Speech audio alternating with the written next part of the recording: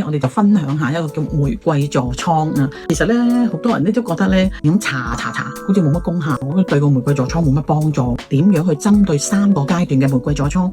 第一個階段咧，就你會覺得初期好似有啲泛紅啊，好容易紅塊面，舒緩佢唔舒服嘅感覺。記住呢個組合就係全明酸、杜鵑花酸同埋維他命 B5呢3樣嘢。全明酸好緊要啊，因為咧北大醫學院啊有一位教授叫做吳賢，經過佢由2013年到2018年5年嘅研究裏邊咧，佢已經出咗一篇醫學論文，證明全明酸咧可以作為玫瑰痤瘡嘅輔助用藥。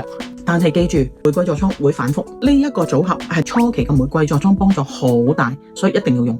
第二個階段咧就嚟啦，咁有啲人咧就發覺，因為佢已經患咗玫瑰痤瘡好耐嘅嚇，咁咧就慢慢發覺，咦，點解會出粒粒嘅嚇？咁有時發覺啲粒粒咧又紅又腫啦，又痛啦，甚至乎有膿頭啦咁樣。我哋咧就要集中咗向殺菌同埋抗痘呢一個階段。咁所以喺嗰個黃金組合嗰度有少少改變啦。全明酸加嗰個杜鵑花酸係唔可以缺少嘅。你而家再加埋個新內3樣精華，專係針對啲痘痘。第3個階段咧係應該要點樣做法咧？咁就要大家喺我哋嘅留言嗰度咧打 Rose ROSE。咁我哋就會送翻第3個階段俾你噶啦。有興趣嘅話咧，繼續關注住我哋呢一個影片嚇，俾個 like 我哋啊，好嘛？好，多謝晒咁多位。